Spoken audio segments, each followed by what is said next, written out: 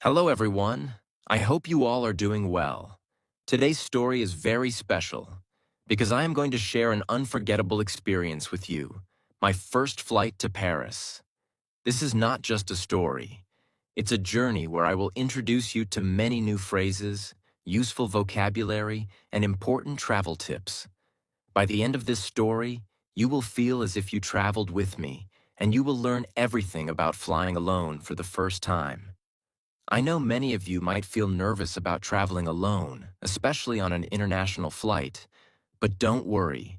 I will guide you through everything: what to pack, airport formalities, security checks, boarding the flight, and all the little things that first-time travelers should know.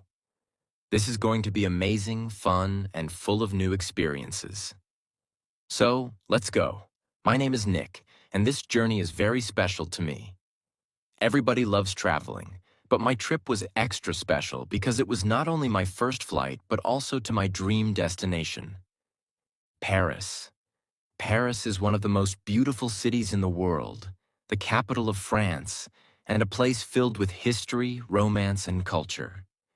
It is known as the most romantic city in the world, famous for its delicious food, artistic museums, high fashion, and, of course, the iconic Eiffel Tower. I had always dreamed of visiting Paris, walking along the Seine River, exploring luxury boutiques, and sitting in a cute little cafe with a croissant and a cup of coffee. And now, that dream was coming true. But before reaching Paris, I had to go through something I had never done before: taking my first flight. I started my day early in the morning, feeling a mix of excitement and nervousness. The first thing I did was double-check my packing.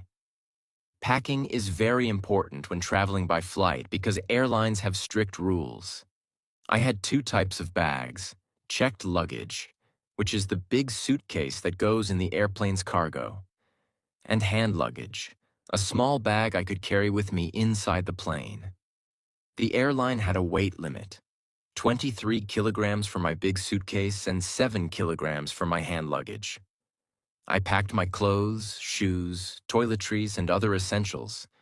But then, just before leaving for the airport, I realized I forgot my medicine. I panicked for a moment, but then I calmed myself down because I remembered something very useful. Airports have medical shops. So, if you ever forget something important like medicine, don't worry. You can buy it at the airport. With everything packed, I took my passport, visa, tickets, and some cash in dollars and euros. Always carry some cash when traveling because not all places accept cards, and exchanging money at the airport is more expensive. I booked a taxi to the airport, and as I sat in the car, watching the city lights pass by, my heart was racing. This was really happening. As I entered the airport, I was greeted by a huge, bright terminal full of travelers from all over the world. There were big digital screens displaying flight details, people rushing with their luggage, families saying goodbye, and airport staff helping passengers. It felt like stepping into a different world. The first thing I had to do was check in. I went to my airline's counter, showed my passport and ticket, and they gave me my boarding pass. My checked luggage was weighed and sent to the airplane. A little tip: if your luggage is overweight, you will have to pay extra, so always check the weight before leaving home. Next came the part that made me a little nervous: security check. This is where all passengers must pass through a scanner, and their hand luggage is checked for safety reasons. I placed my handbag, phone, laptop, and jacket in a tray. Suddenly, the officer told me to remove my watch, belt, and shoes. I wasn't expecting that, but then I saw everyone else doing the same. So, if this happens to you, don't feel shy. It happens to everyone. I walked through the security scanner, and thankfully, there were no issues. But remember, sharp objects like scissors, liquids above 100 milliliters, and even water bottles are not allowed in hand luggage. After security, it was time for immigration. This is where officers check your passport, visa, and travel documents. They asked me a few questions. Why I was traveling to Paris, where I would stay, and when I would return. I answered confidently, and they stamped my passport. With my documents cleared, I had some free time before boarding my flight. I decided to explore the airport, and it was one of the most fun parts of the journey. The airport was like a mini city. There were luxury shops, restaurants, bookstores, and even lounges where people could relax. I walked into a duty-free shop and saw perfumes, chocolates, and expensive brands at lower prices because they were tax-free. I was feeling hungry, so I went to the food court and had a bowl of hot noodles. It felt so good to relax and enjoy my meal while watching airplanes take off through the glass window. As I sat there, it finally hit me. I was really about to fly. Soon my boarding gate was announced. I checked my boarding pass and walked towards my gate number. An airline staff member checked my ticket, and I finally entered the airplane. I had a window seat. I was so happy because I wanted to see the clouds and experience the view from the sky. The airplane was modern, clean, and comfortable. The cabin crew greeted me with a warm smile, and I found my seat easily. The seat was cozy, and the air smelled fresh. I placed my handbag under the seat in front of me, fastened my seatbelt, and waited for the big moment. Takeoff. The airplane started moving slowly towards the runway. My heart was beating fast. Then, I heard the pilot's voice. Cabin crew, prepare for takeoff. Within seconds, the plane accelerated, the ground disappeared, and I was in the sky. I looked out of the window. The city below became smaller and smaller until all I could see were fluffy white clouds. It felt like floating in a dream. I had butterflies in my stomach, but it was the most amazing feeling ever. As I relaxed into my seat, I thought about how a few hours ago I was standing in an airport, and now I was flying high above the world. Traveling alone for the first time might seem scary, but trust me, it is one of the most exciting experiences of life.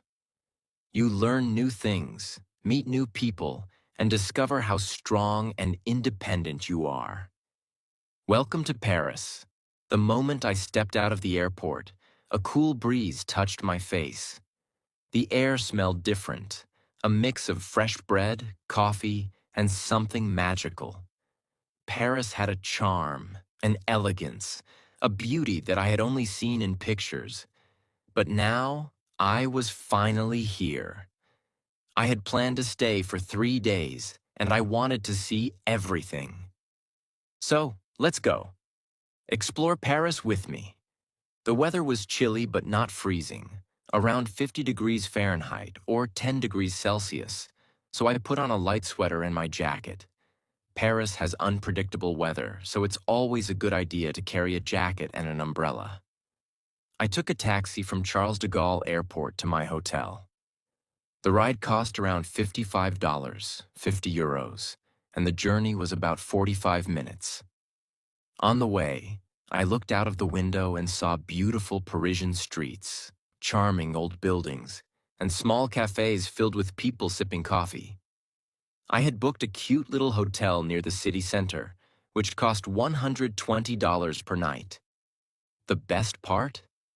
It had a balcony with a view of the Eiffel Tower. I quickly checked in, dropped my bags, and stepped out because I didn't want to waste a single moment. My first destination was Pont des Arts, also known as the Lovelock Bridge. This place is famous because couples from all over the world come here, write their names on a lock, attach it to the bridge, and throw the key into the Seine River. Even though I was alone, I still bought a lock for $5 from a nearby shop and wrote my name on it. I attached it to the bridge and made a wish to have an amazing time in Paris. The view from the bridge was breathtaking. The Seine River sparkled under the sunlight, Boats passed by, and people sat on the edge, talking and laughing. I took some pictures and then walked towards my next stop, the Louvre Museum. The Louvre Museum is one of the biggest museums in the world. It has over 35,000 artworks, but my main goal was to see the Mona Lisa. The entry ticket cost me $20, 18 euros. The museum was huge with beautiful architecture. Inside, it was like stepping into another world. Giant paintings, sculptures, and golden ceilings. After walking through many halls, I finally reached her, the Mona Lisa. She was smaller than I expected, but surrounded by a huge crowd. I stood there looking at her face, trying to understand. Is she happy or sad? If you're curious about the mystery of the Mona Lisa, I've already uploaded a video where I explain everything in detail. From her mysterious smile to hidden secrets in the painting, I've covered it all. Watching this video will not only help you learn fascinating facts, but also improve your English listening skills. So, don't miss it. I spent an hour exploring more art, then decided it was time for lunch. I had heard about a famous restaurant called Pink Mama, known for its delicious Italian food and beautiful interior. I ordered their special truffle pasta, $25, and a refreshing lemonade, $5. The food was rich, creamy, and full of flavor. The restaurant had big glass windows, pink walls, and plants everywhere. It felt like a cozy, dreamy place. I enjoyed my meal slowly, savoring every bite. After lunch, it was time for Disneyland. Visiting Disneyland in Paris felt like stepping into a fairy tale. I had always dreamed of coming here. Ticket price? $75, 69 euros for one day. As soon as I entered, I saw a giant pink castle, Disney characters walking around and music playing in the background. I ran towards my favorite rides, Space Mountain, a thrilling roller coaster in the dark, Pirates of the Caribbean, a boat ride with pirates and treasure. It's a small world, a cute ride showing different cultures. After enjoying the rides, I had a Mickey-shaped ice cream, $7, and a hot dog, $10. But the best part? The parade. At 5 p.m., Disney characters like Mickey, Minnie, and Cinderella danced through the streets. It was magical. Before leaving, I bought a small souvenir, a keychain of the Eiffel Tower, $10. Next, I went to Avengers Campus inside Disneyland. If you love Marvel movies, this place is a dream. I saw Iron Man's suit, Spider-Man's web-swinging show, and even met Captain America. I tried the Spider-Man ride, where I had to shoot webs at moving targets. It was so much fun. After spending a few more hours here, I was tired but happy. It was time to head back to the city and explore more of Paris. As the sun set, I walked towards the Eiffel Tower. At night, it looked even more magical, covered in golden lights, shining beautifully. I sat on a bench nearby, enjoying a chocolate crepe, $6. The air was filled with the smell of fresh pastries and warm coffee. At 9 p.m., something amazing happened. The Eiffel Tower started sparkling. Thousands of tiny lights flickered, and everyone around me started cheering.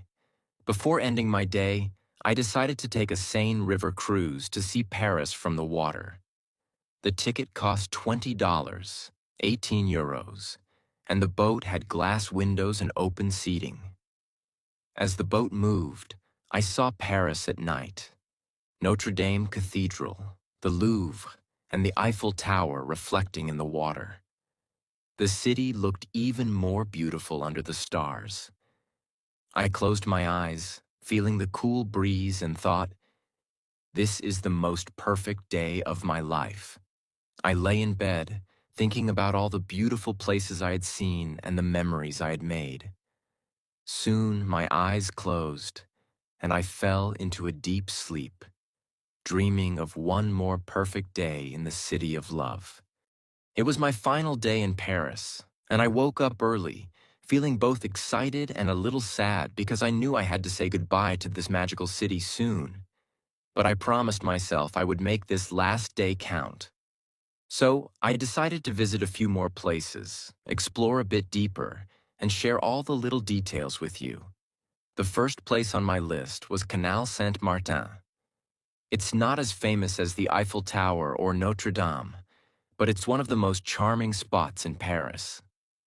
I walked along the canal, watching the boats slowly float by and the locals sitting on benches, having their morning coffee. It was a peaceful and relaxing place to just breathe in the beauty of the city. I stopped at a small cafe by the water, where I ordered a pain au chocolat, $3.50, and a cup of espresso, $2.50. The croissant was warm, with chocolate oozing out as I took my first bite. It was perfect. As I was walking, I ran into my friend Sarah. She happened to be in Paris too. We were both excited to see each other, and I was glad to have someone to explore with on my last day. We decided to head to Le Marais, a trendy neighborhood filled with beautiful boutiques, art galleries, and incredible food. We stopped at a small market where we bought some cheese, $5, charcuterie, $7, and fresh fruit, $3. Then we went to Place des Vosges, one of the oldest squares in Paris, to have a mini picnic. We sat on a bench, enjoying the food, talking about travels, and laughing. Sarah shared a funny story about getting lost in Rome, and we both agreed that the best part of travel was the memories you make and the people you meet. After our picnic, Sarah and I decided to explore the Latin Quarter, one of the most historical neighborhoods in Paris. We walked through the narrow streets, passing old bookshops, street performers, and cafes. The area was full of energy, but it had a quiet charm to it. We visited the Pantheon, a grand monument that honors some of France's greatest figures, like Voltaire and Rousseau. The entrance fee was about $12, but it was worth it. Inside, I saw the stunning architecture and learned about the rich history of France. Afterwards, we went to Shakespeare and Company, a famous English-language bookstore. I bought a book on Parisian history, $15, as a souvenir, and spent a while browsing through the shelves. One of my last stops was the Luxembourg Gardens, a beautiful park with fountains, statues, and lush greenery. The sun was shining, and the park was filled with people walking, reading, and relaxing. I took a seat by one of the fountains and watched the sailing boats on the small pond. The Luxembourg Gardens are known for being a perfect place to unwind and take in the peace and beauty of Paris. It was a serene and magical moment that I will never forget. As the day turned into evening, I wanted to see Paris from a different perspective. So, Sarah and I went on a Seine River cruise. We boarded a boat near the Eiffel Tower for a romantic evening cruise, $20. The boat slowly glided through the river, and as we passed famous landmarks like the Louvre and Notre Dame, I couldn't stop smiling. The cruise was filled with soft music, laughter, and the sound of water gently lapping against the boat. I felt so lucky to be experiencing Paris in such a beautiful way. As I headed back to my hotel later that evening, I couldn't help but reflect on my incredible journey. Paris had been everything I dreamed of and more. It was a city that had welcomed me with open arms, full of history, art, food, and adventure. Every single moment, from the picnic by the Eiffel Tower to the Seine River cruise, had felt like a dream. I had learned so much, not just about Paris, but about myself. Traveling had taught me the importance of stepping out of my comfort zone and embracing new experiences. It reminded me that the world is full of incredible places, people, and stories waiting to be discovered. As I packed my bags and prepared to leave, I realized that this trip to Paris was just the beginning. There are so many more places I want to explore, and I know that I'll continue to learn, grow, and be inspired by the world. To everyone watching this story, I want to say, don't wait for the perfect time to travel. If you dream of going somewhere, take that first step. The world is full of adventures waiting for you, and the memories you make will last a lifetime. Travel not only opens your eyes to new places, but it also opens your heart to new possibilities. So, pack your bags, step out of your comfort zone, and make your dreams come true. Thank you so much for joining me on this unforgettable journey through Paris. I hope you felt like you were right there with me, experiencing it all. If you enjoyed this story, don't forget to like, share, and subscribe. Until next time, keep exploring, keep dreaming, and never stop believing that you can create your own incredible journey. Remember, the world is waiting for you.